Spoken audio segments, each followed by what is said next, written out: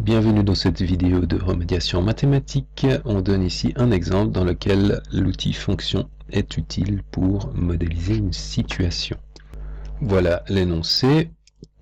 Donc la vitesse d'un train en km/h, t minutes après le départ, vaut 3t carré pour t entre 0 et 10 minutes. Donc, on appelle v la fonction qui, au temps écoulé depuis le départ exprimé en minutes, associe la vitesse du train en km/h. Alors déjà là, il faut peut-être un peu expliciter les choses. Qu'est-ce que ça veut dire tout ceci? Ça veut dire que on prend comme point de départ le temps.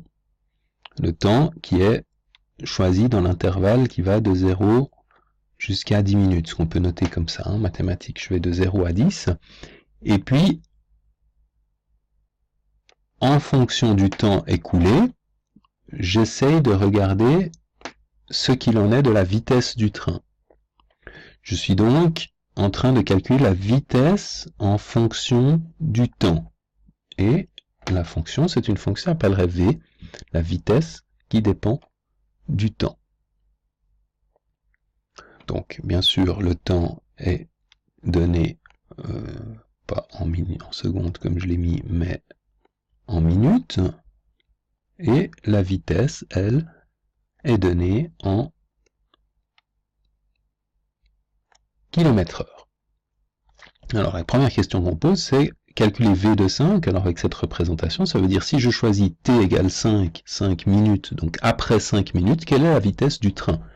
Qu'est-ce qu'on nous dit encore? On nous dit que, finalement, cette vitesse en fonction du temps vaut 3t carré, c'est-à-dire v de t égale 3t carré, ou on pourrait aussi représenter les choses de la façon suivante. T va sur 3t carré avec la fonction v, ou parfois on le note encore ainsi, t, la fonction v envoie t sur 3t carré, ou enfin, une dernière façon de le faire qui est la plus classique, v de t égale 3 fois t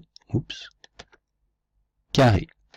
Alors, une fois qu'on est arrivé à comprendre que tout cet énoncé voulait seulement entre guillemets, nous expliquer qu'on travaille avec la fonction qui exprime le temps, qui exprime la vitesse en fonction du temps, selon cette expression littérale-ci, calculer v de 5, ça revient simplement à remplacer t par 5.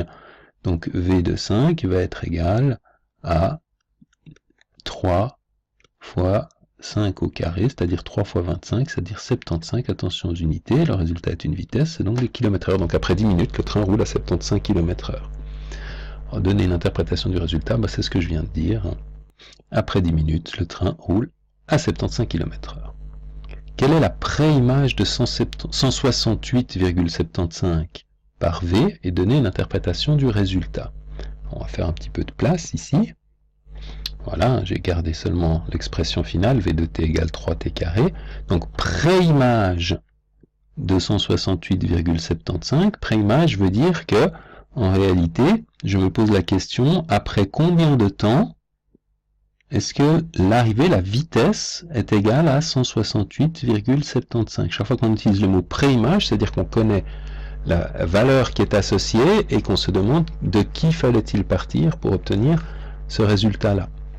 Donc, si je traduis ça à l'aide de l'expression qui est au-dessus, je cherche à me dire quel t pour avoir 168,75, ou plutôt je vais l'écrire dans l'autre sens, pour avoir 3t carré est égal à 168,75. Et ceci, c'est ce qu'on appelle une équation. Alors pour résoudre cette équation, on va commencer par diviser par 3, ici. On obtient t carré, si je divise par 3, 3t carré reste t carré. Si je divise 168,75 par 3, il me reste 56,25. Je fais ce calcul avec la calculatrice. Et maintenant, je cherche un nombre dont le carré donne 56,25. Le t est le temps et donc bien sûr positif. Donc je cherche un nombre positif dont le carré me donne 56,25. Ça veut dire que ce nombre, c'est bien sûr la racine carrée de 56,25. Et ceci, toujours avec la calculatrice, nous donne 7,5, l'unité étant les minutes. Donc l'interprétation du résultat, c'est la suivante. Il faut 7,5 minutes pour que le train atteigne la vitesse de 168,75 km. On passe à l'approche graphique. Ici, le graphique ci-dessous représente l'évolution de la vitesse en km/h du train en fonction du temps écoulé en minutes depuis son départ. On avait bien sûr déjà discuté le fait que ça peut s'écrire de la façon suivante. Pour t, le temps entre 0 et 10 minutes, et ceci, c'est ce qu'on observe sur cette partie de la représentation graphique ici. Je suis bien pour les x, ou plutôt pour les t, pardon, entre 0 et ici 10 km/h, et si par exemple je calcule v de 0, je vais trouver 3 fois 0 au carré, ça fait 0, je suis bien à la hauteur 0. Si je calcule v de 5, ça va me faire 3 fois 5 au carré, 3 fois 25, ça va me faire 75 km/h. Donc ici, je suis à la hauteur 75. Et si je calcule v de 10, j'ai 10 au carré 100, 3 fois 100, ça fait 300 km/h, ce qui veut dire qu'ici, en principe, je devrais être à la hauteur 300, c'est un TGV, vraiment un train à grande vitesse, on vérifie 30, 60, 90, 120, 150, 180, 210, 240, 270, 300, ça marche. Donc combien de temps environ met le train pour atteindre 120 km/h 120 km/h c'est sur l'axe vertical, 30, je recommence, 60, 90, 120, c'est ici. Donc la question qui est posée, c'est quel est le temps qui correspond à la vitesse de 120 km/h? Ici, je suis à 5, là, je suis à 7,5, donc je suis à peu près entre 5 et 7,5. Donc on pourrait répondre environ entre 5 et 7,5, disons 6,25 minutes. Quelle est la vitesse maximale du train? Ça, on l'a déjà discuté jusque-là. Il accélère jusqu'à une vitesse de 300 km/h. Au bout de combien de temps cette vitesse est-elle atteinte? Eh bien, 300 km/h, on l'a vu, c'est après 10 minutes.